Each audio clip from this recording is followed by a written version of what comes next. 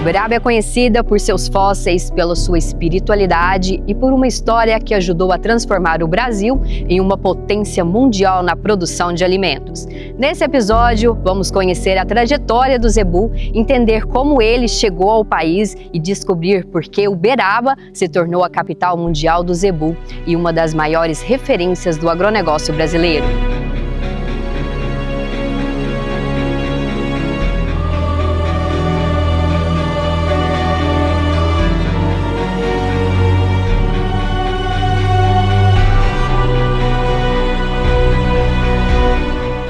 Para entender a importância do agronegócio em Uberaba, precisamos voltar ao final do século XIX, quando criadores da região iniciaram uma transformação que mudaria os rumos da pecuária nacional. Naquele período, o Brasil enfrentava desafios para ampliar sua produção pecuária. As raças europeias encontravam dificuldades para se adaptar ao clima tropical. Foi então que pecuaristas visionários buscaram na Índia uma alternativa capaz de revolucionar a atividade. Assim começaram a chegar ao país os primeiros exemplares das raças zebuínas. À frente de uma trajetória de quase 50 anos de dedicação à Associação Brasileira de Criadores de Zebu, Arnaldo Manuel de Souza Machado Borges acumula uma história construída em diversos setores. Conselheiro, superintendente técnico, jurado, presidente da entidade em 2016 e retorna à presidência da associação para um novo ciclo de desafios e projetos, mais conhecido como o Arnaldinho. Presidente, muito obrigado por nos receber nesse episódio para falar de um assunto que você tem propriedade. Como que aconteceu a chegada do zebu no Brasil? Bom, a nossa região aqui, o Triângulo Mineiro, é uma das regiões pioneiras, né? Tem uma história fantástica, que é um mineiro de Araguari, Teófilo de Godoy, que em 1800 e pouco, né, tomou conhecimento desse material genético na Índia e saiu de Araguari e foi até as Índias, e foi ele que importou os primeiros animais das raças zebuínas vindos do continente indiano. Levou 8 meses nessa viagem para chegar às Índias, né? Tem toda uma história dele lá no Museu do Zebu. Bom, e aqui em Uberaba tem uma raiz muito forte, né? Na criação das raças zebuínas. Em 1919, um grupo de fazendeiros aqui da região se reuniram na casa do Joaquim Machado Borges, conhecido como Quinca Machado, e desse momento surgiu a ideia de criar o registro genealógico, os padrões raciais das raças zebuínas, né? Que já havia animais aqui das raças Gir, Guzerá, Indo-Brasil, Nelore, né? E depois, no decorrer dos tempos, eles tiveram a ideia de criar a Sociedade Rural do Triângulo Mineiro para administrar esse registro genealógico que já tinha os seus padrões raciais. E nos anos 60, na gestão do Edilson Lamartine Mendes, já havia no Brasil, principalmente na região Nordeste, núcleos de criadores de zebu. Então a diretoria, nesse momento, teve a ideia, né, que saiu da gestão do Edilson, de Sociedade Rural do Triângulo Mineiro para a Associação Brasileira dos Criadores de Zebu. Então hoje o zebu tem uma participação muito importante na nossa pecuária, como produtor de carne e produtor de leite. E todos os estados da federação, a BCZ tem associados e tem bons criadores. A rusticidade, a resistência ao calor e a capacidade de adaptação rapidamente demonstraram o potencial desses animais. Uberaba tornou-se ponto estratégico para a recepção, seleção e disseminação da genética zebuína para todo o território nacional. Por que Uberaba se tornou o principal centro conhecido mundialmente? Com certeza foi esse momento muito especial de um grupo de fazendeiros aqui da região, né, na criação desses padrões raciais dos registros genealógicos. Isso foi importantíssimo, que a partir desse momento, porque nas primeiras importações, elas eram feitas por comerciantes. E aí eles chegavam aqui com animais das raças Gir, Guzerá, Nelore, principalmente num primeiro momento foram essas 3 raças. E os criadores aqui não tinham noção que deveria criar essas raças separadamente. Então o criador adquiria aí alguns animais da raça Gir, alguns animais da raça Guzerá e alguns animais do Nelore. E o cruzamento entre eles nasceu a raça Indo-Uberaba, né, que nasceu aqui no município de Uberaba. Depois começou a aparecer também núcleos de criadores de Indo-Brasil no Nordeste, que o Nordeste também foi uma região tradicional na criação das raças zebuínas. E como essa raça já estava em outras regiões do Brasil, se resolveu a mudar o nome de Indo-Uberaba para Indo-Brasil, né?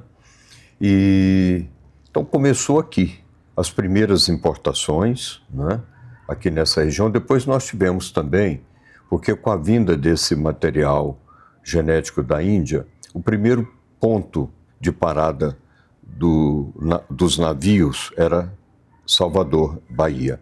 Então ali já começou também criatórios importantes dessas raças indianas. Depois também tinha o navio, tinha um momento que ele de parada no estado do Rio de Janeiro. Também foi uma região pioneira. Nós temos criatórios importantes pioneiros no estado do Rio, como foi a família João de Abreu, na raça Guzerá, a família Lengruber e a família da fazenda indiana, que também foram pioneiros na importação da raça Nelore. E lá na Bahia também tivemos como um pioneiro o primeiro criatório, Otávio Machado, né? E esse criador, ele criava, até hoje continua, já está na 4ª geração dessa família, a criação de animais da raça Gir, Guzerá, Nelore e Cangaiã, que o Cangaiã também foi uma das raças importadas da Índia.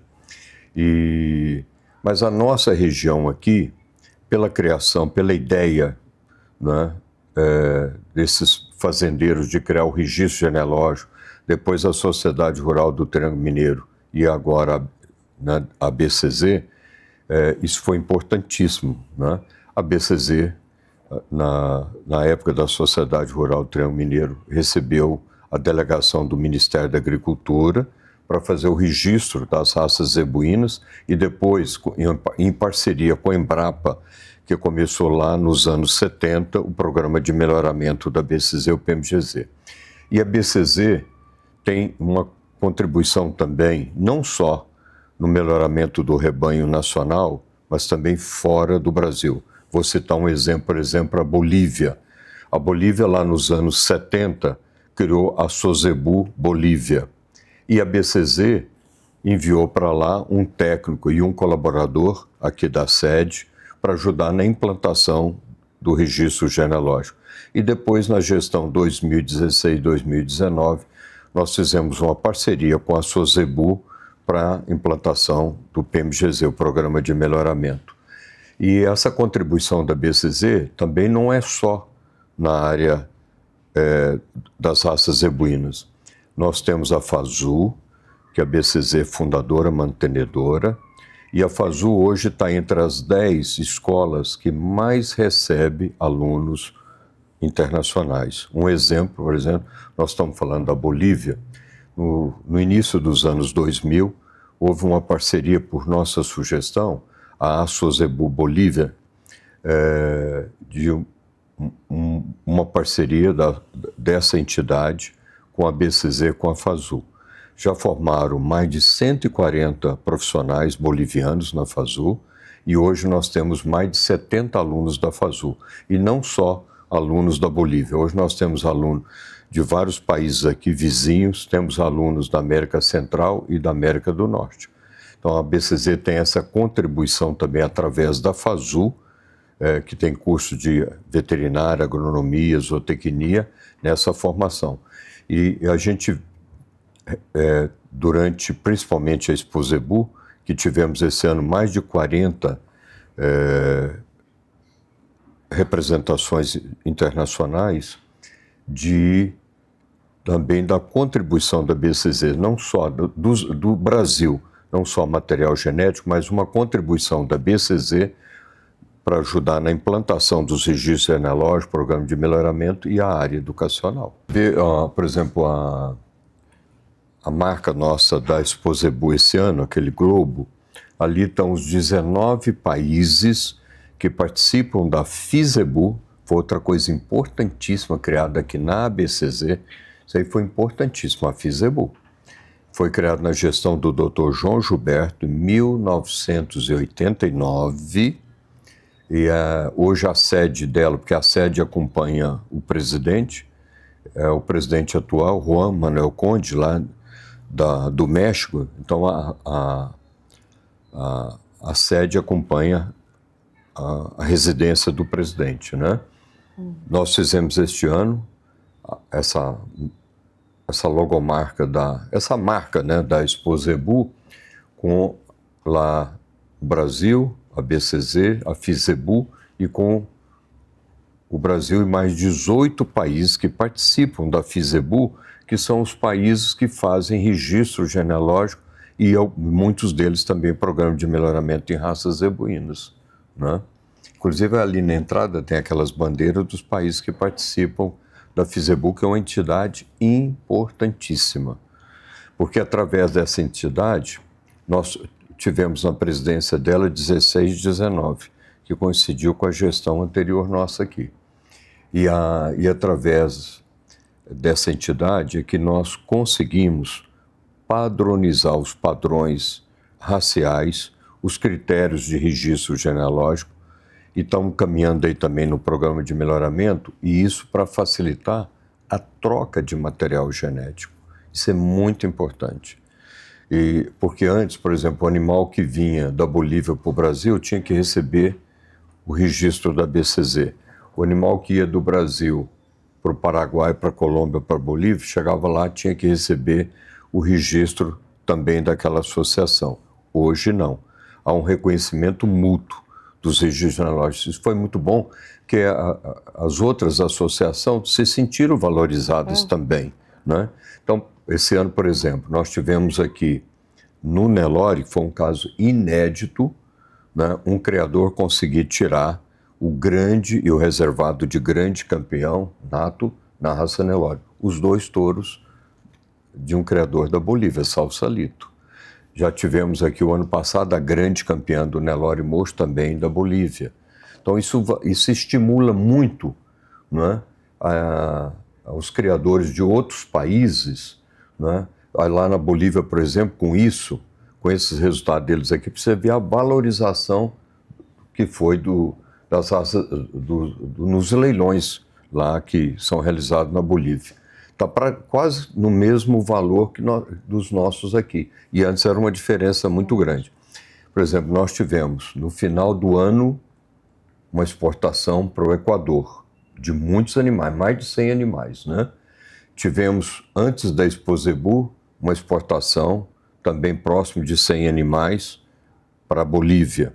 Logo após a Expo Zebu, outra exportação de animais para a Bolívia. Foram 111, me parece, mais comprados aqui durante a Expo Zebu. E agora começou lá uma para o Equador. Então, tudo isso aí, eu tenho certeza que tem uma influência muito grande desses reconhecimentos, da gente estar usando o material genético também, né, de criador de outros países. Isso aí é que está criando essa valorização do zebu internacionalmente. E outra coisa importante, por exemplo, você vê a Índia, né, que é o berço do zebu. Hoje a Índia já tem produtos lá de zebu. Lá é leite, né, porque a Índia não consome carne, né? Então já tem lá já nascimento de produtos do GIR, de sêmen do Brasil, e vamos ter já esse ano também produtos nascidos na Índia de embrião congelado que foi levado do Brasil para a Índia. Você vê lá, retornando, isso mostra o trabalho, né, realizado pelos criadores aí com apoio do corpo técnico da BCZ, né? Então a tendência aí é a gente ter uma participação do zebu na pecuária mundial cada vez maior, como produtor de carne e produtor de leite, né? Porque tem alguns países que têm um maior interesse, como os países da África, eles têm um pouco mais de interesse pelo zebu de dupla aptidão, que a gente tem o GIR, o Guzerá e o Sindh, né, que são raças de dupla aptidão. O que começou com a iniciativa de alguns criadores, logo se transformaria em uma das maiores histórias de sucesso da agropecuária brasileira. Frederico Diamantino, advogado, pecuarista, criador de gado Nelore aqui em Uberaba. Fred, muito obrigado por nos receber aqui na fazenda. Conta pra gente, como começou a história do gado zebu na sua família? Olha, para a gente é um prazer recebê-los, muito obrigado. E para principalmente conseguir fazer essa ligação do Geoparque, do gado zebu, que a gente tem uma condição especial. A gente está aqui literalmente aos pés do Morro da Galga, onde foi achado grande parte dos fósseis que estão hoje em exibição no Museu de Peirópolis. E a nossa história começou como grandes histórias aconteceram por aqui. Eu era pequeno, acompanhava meu pai, ia na Expo Zebu, na famosa Expo Zebu de Uberaba, me perdia, tinha que encontrar debaixo da bandeira, e eu via aqueles animais e tinha um encantamento, principalmente pelos touros, que na época sempre eram colocados na ponta do pavilhão. Eu achava aqueles animais bonitos, mas na época a gente trabalhava com gado de leite. Mas sempre trabalhamos com a parte também de advocacia e também atendendo sempre o pessoal do agro. Acabamos encontrando essa questão e os clientes cobravam meu pai, entra para o Nelore, entra para o zebu, e aí acabamos entrando nessa experiência que é viver o gado zebuíno, e nosso caso especialmente Nelore, que sempre foi uma paixão especial minha e da minha mãe. Minha mãe sempre falava, Diamantino, eu quero ficar com os animais brancos. E ele adorava o gado girolando e o gado gir só. Então a gente começou a criar. Somos vizinhos de cerca também da agropecuária Naviraí, do nosso saudoso Cláudio Sabino, hoje tocado com maestria pelo Claudinho e pela Dani. E toda essa história sempre acompanhando exposições, começamos a criar o gado, trabalhando e começamos nesse desenvolvimento, fizemos parte de vários leilões, começamos a fazer os nossos eventos, participando também com amigos, convidados, montamos essa estrutura e hoje a gente já trabalha há algum tempo com a melhoria de gado genética de zebuínos e especialmente da raça Nelore. Qual que é o maior desafio de um criador e como que a agropecuária vem fazendo para enfrentar esse cenário? Olha, o mundo hoje passa por mudanças quase que diárias. A gente tem um modelo de mudança de hábitos, alimentações, a gente passa por um modelo que antes tinha uma venda dos mascates levando os animais às fazendas para fazer troca, vieram o modelo dos leilões, os leilões começaram a ser virtuais, a participação em rede social, então a gente tem que adequar. Para isso a gente também conta com as próximas gerações, que a gente já vai passando, o filho já vai ajudando para a gente usar rede social, tecnologia de inteligência artificial, como comunicar para esse novo. Porque como eu fui resgatado lá, indo no parque de exposição e achando aqueles animais bonitos, a gente hoje tem que levar de uma forma digital ou através das redes de televisão para a grande massa, o que é feito aqui, para que também encante novas pessoas e como eu fui mordido lá atrás, os novos também serem mordidos e entrar nisso, que a gente precisa de cada vez mais gente gostando do campo, apoiando, que infelizmente a gente tem que também ter uma questão histórica no Brasil de desmistificar que o homem do campo é o malvado. Eu acho que quem está no campo é o apaixonado, às vezes coloca tempo, dinheiro e saúde em troca disso, mas agora isso está mudando e se Deus quiser vai mudar mais rápido nos próximos anos ainda. Mas o crescimento da pecuária exigia organização, pesquisa e união dos produtores. Foi assim que surgiu uma das instituições mais importantes do setor. Poucas instituições tiveram um papel tão importante no desenvolvimento da pecuária nacional quanto a Associação Brasileira dos Criadores de Zebu. Fundada em Uberaba em 1919, a ABCZ passou a coordenar registros genealógicos, pesquisas e ações que ajudaram a consolidar a qualidade genética do rebanho brasileiro. Com o passar das décadas, a seleção genética tornou-se uma ferramenta essencial para aumentar produtividade, eficiência e sustentabilidade. Mauro Bueno da Fonseca, coordenador do Colégio de Jurados e gerente do Departamento de Programas Técnicos e Fomento da ABCZ. Mauro, como que a tecnologia transformou a criação do zebu? Muito bem, nós costumamos dizer, né, que existem vários níveis de tecnologia. E aí, quando nós falamos isso, nós precisamos remeter lá no início, né, nas primeiras décadas do século XIX, quando o zebu chegou ao Brasil, né, e quando começou o trabalho da ABCZ. Então, todo esse trabalho que é desenvolvido pela ABCZ durante esses mais de 100 anos de seleção, a gente considera como tecnologia, né? Durante todo esse período, nós temos aí mais de 8 milhões de animais registrados, nós temos um banco de dados com mais de 23 milhões de fenótipos, que são todas as informações referentes aos animais, né, que são coletadas nas fazendas durante todo esse tempo. E desde o início, com as primeiras escriturações zootécnicas, né, onde os criadores começavam a identificar os animais, a comprovar que esses animais realmente eram zebuínos, a gente já considera isso como uma tecnologia, porque na época já era uma evolução para o processo de melhoramento genético. E no decorrer desses anos todos, né, as provas de ganho de peso, as pesagens, todas as mensurações que são feitas por esses animais, né, acompanhadas pela ABCZ, vão compondo o nosso banco de dados e dando subsídio para o nosso programa de melhoramento genético. Então, esse programa de melhoramento genético, tudo que é feito, todas as mensurações, todas as medições que vão incorporando informações a esse banco de dados, elas são tecnologias que vão melhorando a cada dia, né, o nosso zebu. E aí, desde as pesagens, né, e hoje em dia, nós já temos aí a tecnologia de ultrassonografia de carcaça, as tecnologias genômicas, onde são feitas análises em nível de DNA dos animais.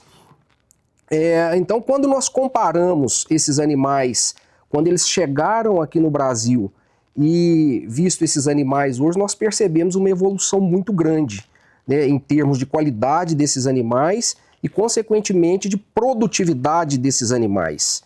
Então, essa tecnologia contribuiu de maneira muito efetiva para nós alcançarmos os índices zootécnicos que nós alcançamos hoje, que fez com que, né, nós sejamos os primeiros produtores e os maiores produtores e os maiores exportadores mundial de carne. Então, o programa de melhoramento genético da ABCZ tem grande contribuição para que nós, né, atingíssemos esses patamares que hoje o Brasil ocupa. Mauro, como que a ABCZ contribui com a formação de novos jurados? Bom, a ABCZ, né, através do seu colégio de jurados das raças zebuínas, que é uma delegada do MAPA, nós atuamos na formação de novos jurados. Então, são pessoas profissionais das ciências agrárias, né, veterinários, agrônomos, zootecnistas, que a partir do 6º período podem já iniciar o processo para se tornar jurado. E a partir do momento tem todo um processo de seleção e de critérios que eles precisam passar, acompanhar julgamentos de jurados já efetivos, passar por uma avaliação teórica, passar por uma avaliação prática.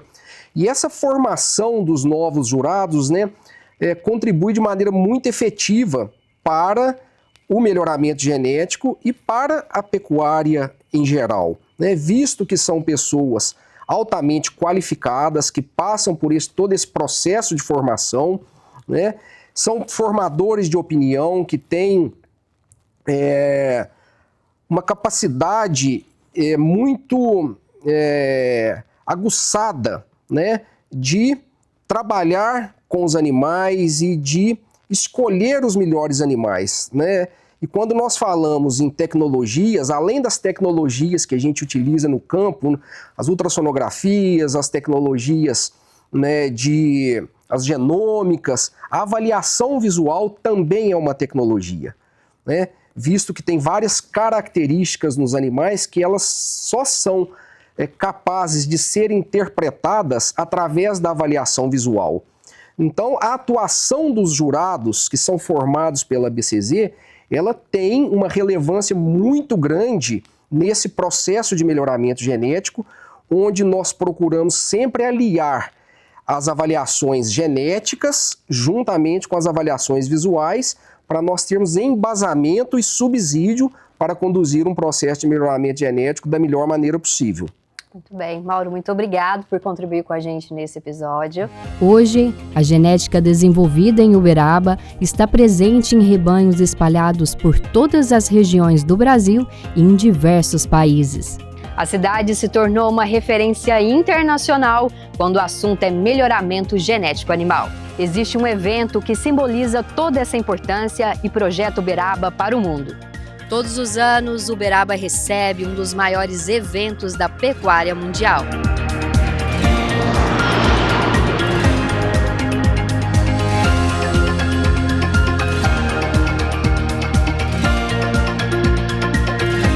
Realizada desde a década de 1930, a Expo Zebu se consolidou como a principal vitrine da genética zebuína e uma das mais importantes feiras do agronegócio internacional. João Bento faz parte da equipe da ABCZ há mais de 20 anos, atuando na área de marketing e comercial. Comenta sobre a organização da Expo Zebu. João, qual que é a importância da feira para o setor agropecuário? Olha, eu diria que é fundamental, né? Nós estamos na 92ª edição, né? Daqui 8 anos completa-se 100 anos de edição de Expo Zebu.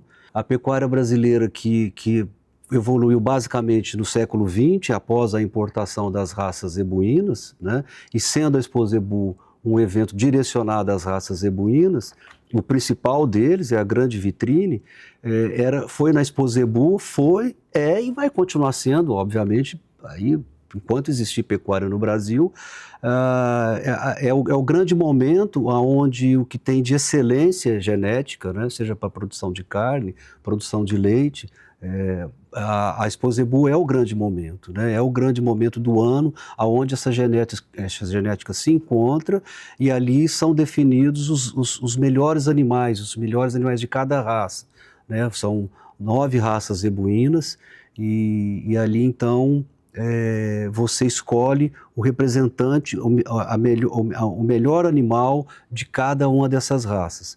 Esses animais posteriormente vão para centrais de inseminação, vão ser coletados sêmen. Hoje as fêmeas também têm um valor extraordinário na medida em que elas são produtoras de embrião. Então é o grande momento onde você define, inclusive além dos melhores representantes de cada raça, as tendências do melhoramento, né? O melhoramento ao longo desses últimos séculos, desses últimos 100 anos, ele passou por algumas nuances, né? E aí na Expo Zebu o olhar dos técnicos da BCZ durante o julgamento na pista, né? No recinto de avaliação, é definido a tendência que vai formar as próximas gerações dos animais que vão atender ao rebanho brasileiro. Então ela é fundamental e aí junto com esses animais vem os leilões, né, que é um momento onde se comercializa, não os grandes campeões necessariamente, mas os filhos, as gerações desses grandes campeões anteriores. Então, assim, é um grande momento, além de um momento de convergência de tecnologias que atende o setor, né, as várias tecnologias da pecuária, debates importantes de tendências. É um momento político muito importante, onde se reúne ali no palanque, principalmente na abertura, as representações políticas de várias tendências e também as representações do setor, né? Sempre vem o ministro da Agricultura, secretário de Agricultura de vários estados. Hoje a Exposebu tem um papel fundamental na multiplicação dessa genética, principalmente na faixa tropical do planeta. Então a Exposebu tem um papel extremo, estratégico e fundamental, né? João, além da consagrada Exposebu, o Parque Fernando Costa também abriga mais duas grandes feiras, que é a Expogenética e a Expoleite. Qual que é a diferença entre elas e a sua importância?